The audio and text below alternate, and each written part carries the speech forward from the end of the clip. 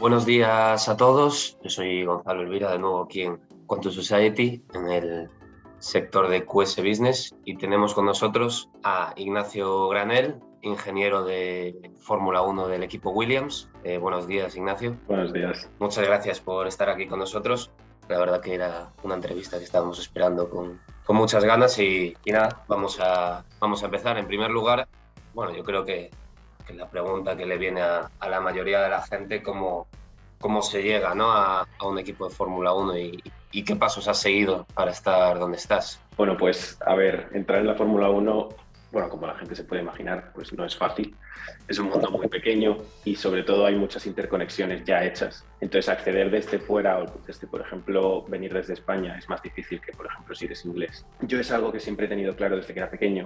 Y yo cuando era un niño yo le decía a mis padres que yo quería ser un ingeniero de Fórmula 1 y en aquel momento pues obviamente pues nadie se lo termina de creer porque es algo como un poco que lo ves como muy complicado. Pero bueno, yo desde entonces decidí que ese era mi camino. Entonces yo lo que hice fue estudiar en ICAI, la Universidad de Comillas, Ingeniería Industrial. Luego hice el máster en Ingeniería Industrial y lo complementé con un segundo máster en Ingeniería de Movilidad y Seguridad, que al final también me dio un poco más conocimientos para acercarme un poco más al área del automóvil, lo cual yo creo que me ha venido muy bien para después. Pero al terminar, yo me puse a aplicar pues, a todo el mundo del motorsport. Yo quería hacer motorsport, no solo Fórmula 1, me valía cualquier cosa en aquel momento. Fórmula 1 es como el top, pero no sabes si vas a llegar a entrar.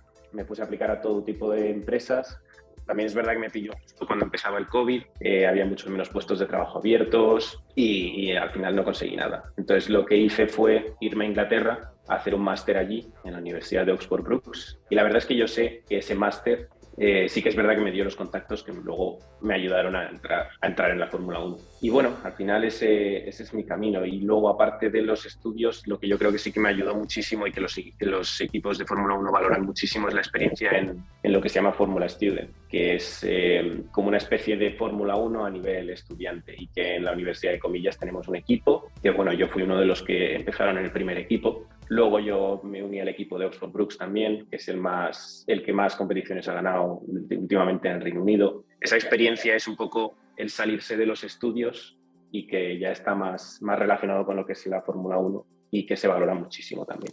Y los procesos de cara a entrar en un equipo como este, supongo que son bastante costosos, ¿no? Sí.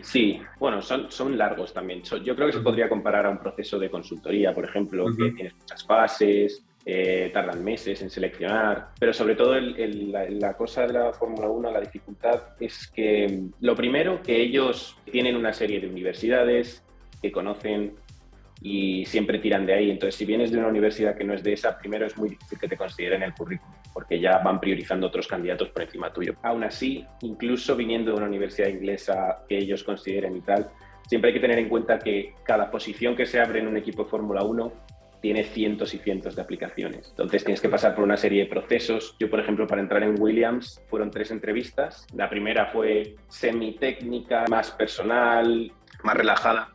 La segunda fue a nivel técnico muy dura. Y la tercera ya fue más chill también. Pero sí, son 3 entrevistas, más o menos un mes de distancia entre una y otra. O sea, tardas mucho, el proceso es muy largo. Claro, no, es completamente distinto. Tiene que ser bastante complicado, la verdad. Bueno, pues por lo que tengo entendido, tú estás en el equipo de diseño, ¿no?, de Williams. ¿Nos podrías contar así un poquito pues cómo es tu día a día, qué funciones haces? Bueno, al final todos los equipos de Fórmula 1 lo que tienen es la parte de diseño, es la oficina de diseño, que está un poco dividido en varios departamentos.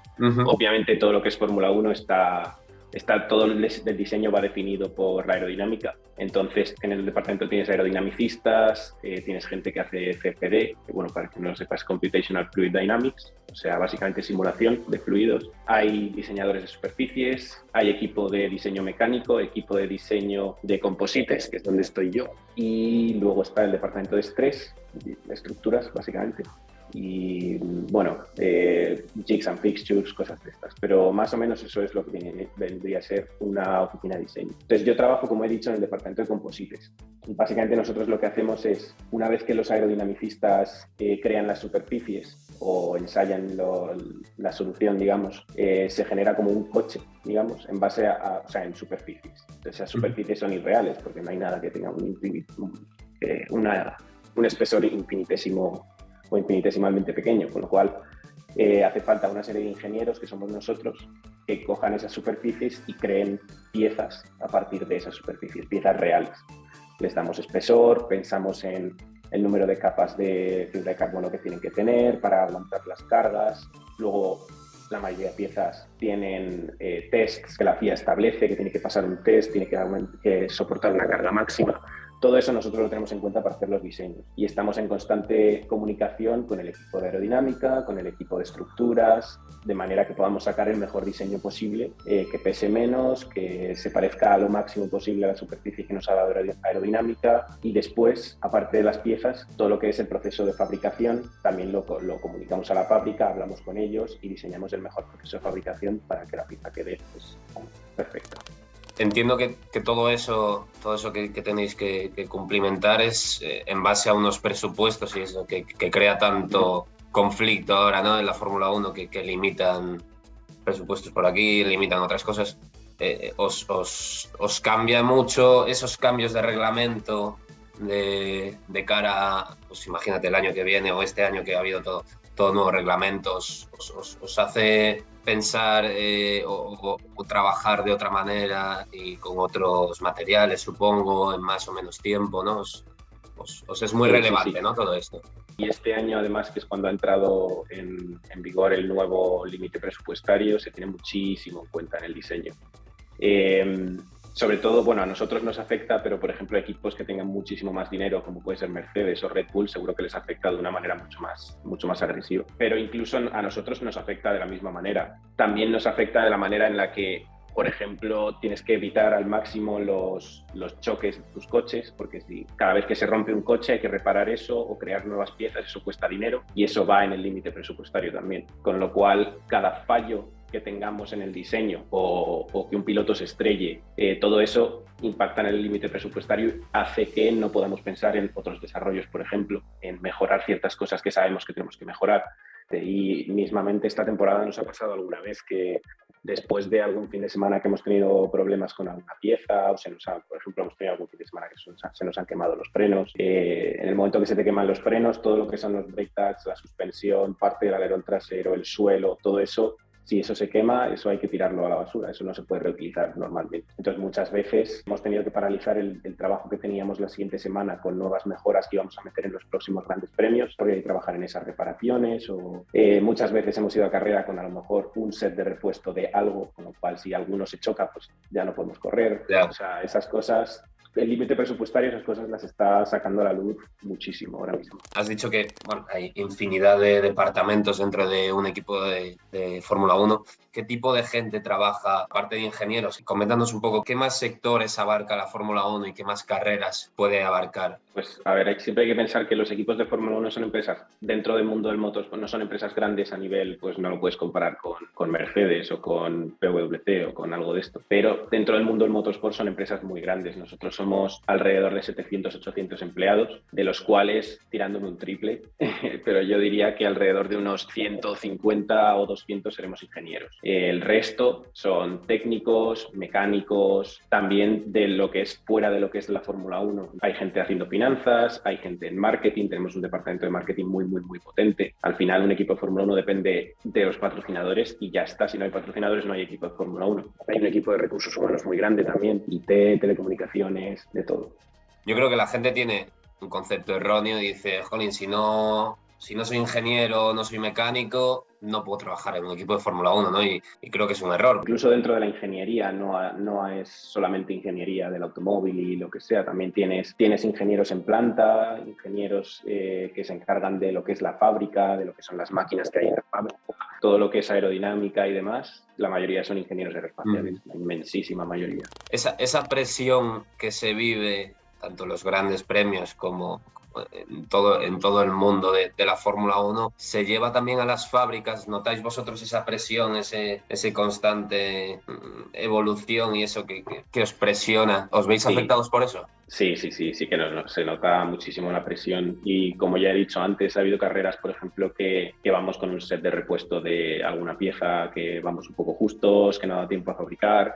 Todo eso al final es presión en fábrica también, porque significa que, o yo que sé, por ejemplo, estás viendo un Gran Premio de Fórmula 1 y ves que un coche se estrella o que un coche falla, ya sabes que la semana siguiente te va a tocar trabajar en reparaciones, pero y esas reparaciones son algo que no está, que en tu plan de trabajo no está. Se hacen investigaciones en carrera, pero lo justo para que más o menos sepas por dónde orientarlo. Luego cuando llega el coche vas ahí, miras la pieza, hay que evaluar daños, hay que evaluar si la pieza se ha roto por un choque o la pieza ha fallado porque el diseño no era bueno y hay que empezar a replantearlo otra vez. Son extras de trabajo, entonces al final son como, o sea, esa tensión se ve por rachas. Hay rachas en las que hay poco trabajo porque los diseños funcionan bien, entonces estás relativamente relajado trabajando a lo mejor en proyectos para el año siguiente o en mejoras para alguna pieza dentro de X carreras, y luego hay otras temporadas en las que hay mucha tensión porque a lo mejor algo no funciona bien y entonces hay mucha investigación sobre el tema, y aparte tú también tienes que seguir trabajando en el coche el año que viene también. O sea, nosotros ya estamos planteando diseños obviamente y sí, va un poco como rachas. Llega un punto en el que casi pensáis más en el año que viene que en el propio año en el que estáis, ¿no? Es decir, por ejemplo, a final de temporada, casi que lo que desarrolléis y las novedades que tengáis, algunas os las guardáis para el año siguiente, ¿no? Efectivamente, y especialmente con el límite presupuestario este año hay muchas cosas que a lo mejor hay alguna mejora que se descubre y se trabaja en ella y dices, esto es una mejora que nos daría muchísimo rendimiento, pero a lo mejor cuesta muchísimo dinero y muchísimos recursos y muchísimo tiempo desarrollarla, entonces a lo mejor se deja para el año siguiente y entra en los presupuestos del año siguiente, cosas así. Y especialmente con el nuevo cambio de reglamentación del año pasado a el año pasado, por ejemplo, la mayoría de equipos dejaron de desarrollar su coche meses antes de que terminara la competición. A lo mejor Red Bull y Mercedes, que se jugaban todo, pues igual no, pero la mayoría de equipos sí que hacían meses que ya no metían ni una sola mejora en el coche. Pues está claro que Ferrari se guardó muchas cosas y las soltó todas este año. Ahora, sí. Ahora se ve que les va bien. El otro día leía yo también un periódico en el que ponía eso, que Ferrari llega hasta este punto, donde está teniendo tanto éxito después de no sé cuántos años, 5 o 6 años sin hacer prácticamente nada. Pues ahí también se tiene que dar cuenta la gente lo difícil que es volver a llegar a la cima, porque al final estamos hablando de Ferrari, que tiene todas las capacidades y todas las ayudas posibles, pero hasta Ferrari le cuesta llegar hasta ahí arriba, ¿no? No me imagino ya un equipo como vosotros, que, hombre, fuisteis muy grandes, ¿no? Hace muchos años, pero pensar en Ferrari, que desde hace 6 años no tenía éxitos y ahora los tiene, pues para un equipo pequeño tiene que ser complicadísimo llegar hasta ahí. Sí, es muy complicado y sobre todo hay que tener en cuenta que entre un año y el siguiente es relativamente fácil iterar un coche que ya funciona. O sea, la nueva iteración sabes que va a funcionar. A lo mejor es un poco peor o a lo mejor es un poco mejor. Pero si ya tienes una solución que funciona y que es muy buena, es muy fácil ir desarrollando desde ahí. El problema es cuando tienes que replantear cosas porque tu solución no funciona. Entonces hay que empezar a replantear conceptos desde cero. Eso lleva muchísimo tiempo, lleva muchísimo desarrollo y muchísimo dinero. Y también, vamos a decirlo, un poco de suerte también. Con lo cual, sí, el salto de Ferrari yo lo veo muy relacionado con el cambio de reglamentación. Los coches son radicalmente distintos, el concepto aerodinámico es radicalmente distinto, con lo cual ahí Ferrari ha sido inteligente y ha aprovechado un gap en lo que es las iteraciones de coches, donde ya no hay una iteración del coche anterior, sino un coche totalmente nuevo. A ver qué pasa. La verdad que yo lo sigo bastante y estoy bastante intrigado por al fin han conseguido que en un año haya esa intriga, ¿no? O ese no saber qué va a pasar, porque ahora, bueno, pues puede ganar ahora mismo Ferrari o Red Bull, pero te puede aparecer alguna sorpresilla por ahí, o mismo los problemas de Red Bull de rendimiento, ¿no? Sí, al final este año está pasando mucho eso, ¿no? Estamos viendo, los pilotos tampoco se han hecho todavía los coches, hay muchos pilotos que lo están pasando mal para sacarle el máximo rendimiento al coche, hay otros pilotos que están más cómodos en él, con lo cual sí que estamos viendo esos problemas de fiabilidad, coches que abandonan. Es entretenido. Ahora mismo hay que decir que es bastante más entretenido que los últimos 7 años, a lo mejor. Sí, totalmente. Y bueno, así cambiando un poco de tercio, centrándonos más en ti y y en lo que es un ingeniero de Fórmula 1, quería preguntarte, ¿cómo te ves tú de cara a ti en 5 o 10 años? ¿Qué visión de futuro tienes tú ahora que estás ahí dentro? Pues es difícil de ver, de saber muy bien, porque la Fórmula 1 es un mundo muy dinámico. Hay muchísimo cambio de equipo, la gente cambia muchísimo de equipos. Entonces, personalmente, yo estoy súper a gusto en donde estoy, en el equipo en el que estoy, y es algo que por lo que he oído tampoco es tan fácil de encontrar. Estoy progresando mucho, estoy aprendiendo muchísimo. La curva de aprendizaje dentro de un equipo de Fórmula 1 es increíble. Ahora mismo me plantearía moverme de equipo y tal, pues sinceramente te diría que no. Pero nunca se sabe. Y de aquí a 10 años, pues no estoy muy seguro. La verdad es que mi plan de vida nunca ha sido trabajar en la Fórmula 1 toda la vida, y a mí sí que me gustaría volver a España en un futuro, volver a Madrid a trabajar probablemente. ¿En cuánto tiempo? No sabría decirte. Entonces también depende un poco de la situación en la que estés ahí. Pues nada, ahora ya cambiando totalmente, quería saber una opinión tuya de cara al sector del automóvil en ese momento de transición que estamos del coche de gasolina al coche eléctrico. ¿Cuál es la opinión de un ingeniero de Fórmula 1 de cara a ese cambio que estamos teniendo? Pues bueno, a ver, depende un poco del ámbito en el que lo enfoques, ¿no? Si hablamos de mi mundo sería el motorsport, si hablamos del mundo de carretera. En el mundo de carretera yo creo que el vehículo eléctrico es obviamente el futuro, y sinceramente el futuro casi está aquí. Yo creo que ya las ciudades están evolucionando a que, por ejemplo, si tú vives en una ciudad ya no necesitas un coche. Tienes el metro, tienes autobuses, y eso es relativamente fácil de electrificar. Ya estamos viendo que la mayoría de autobuses empiezan a ser eléctricos. El problema para el coche eléctrico es, hoy en día, como decía, las ciudades ya no lo necesitan. Entonces, ¿para qué vas a utilizar un coche? Para hacer un viaje, a lo mejor. Y ahí es donde falla. Ahí es donde está el problema, yo creo, que es en la infraestructura. Y es que no es tan fácil encontrar una gasolinera en la que puedas recargar tu coche en un tiempo de 15 minutos con carga rápida o cosas de estas. Uh-huh. Y bueno, inevitablemente, si se siguen desarrollando esas tecnologías, llegará un momento que los motores eléctricos se igualen a los motores de combustión o incluso sean mejores, y en ese momento pasaremos a esas tecnologías también. El problema no es que las fábricas de automóviles fabriquen o vendan más coches, es que tú los compres. Porque las fábricas, las marcas de automóviles, está claro que la tecnología ya la tienen, con lo cual en el momento en el que la infraestructura sea viable y la gente quiera comprarlo, hacer el aumento de producción de eso es muy fácil para ellos. Adaptar las fábricas a eso enseguida no les va a costar tanto. Y bueno, ya por terminar, quería que comentases una serie de consejos para alguien que se quiere meter en el mundo en el que estás tú. A ver, bueno, lo típico que se dice siempre, ¿no? Al final es el trabajo duro. Suena tópico, pero es que eso es realmente lo que te lleva a conseguir lo que quieras. Y si lo que quieres es llegar a la Fórmula 1, hace falta muchísimo trabajo duro, muchísima insistencia. No es fácil siempre, sobre todo si vienes desde España, por ejemplo, desde países que no son Inglaterra, o a lo mejor en Italia también sí que tienes más posibilidades. Siempre vas a oír gente diciéndote que eso es imposible, que es muy difícil, que pienses realistamente, pero al final es seguir adelante, seguir luchando. Sacar una carrera de ingeniería es muy difícil siempre, y para llegar a la Fórmula 1 hay que sacarla y bien sacada. O sea, hay que destacar con respecto al resto de candidatos, hay que hacer actividades extra como puede ser la Fórmula Student, y eso al final muchas veces consume el 100% de tu tiempo y acabas agotado, pero bueno, tienes que seguir adelante y seguir trabajando. Bueno, pues ya sabéis todos, habéis escuchado de la mano de Ignacio uno de los mejores consejos que pueda haber, y nada, por esto damos cerrada la entrevista. Solo darte las gracias por darnos la oportunidad y espero volver a tener otra en un tiempo y que nos sigas actualizando con este mundo que a tanta gente le gusta. Bueno, muchas gracias a vosotros por tenerme, yo encantado, y bueno, siempre queráis cualquier cosa. Si yo he recibido ayuda también de antiguos alumnos de mis universidades que han estado en equipos y tal para acceder aquí, y bueno, yo siempre me gusta ayudar a quien pueda interesarle entrar también en el mundillo, así que encantado de estar aquí. Y bueno, siempre que me necesitéis, me pegáis un toque. Bueno, pues muchas gracias, Ignacio. Estamos en contacto y nada, que vaya todo bien. Igualmente. Chao. Hasta luego.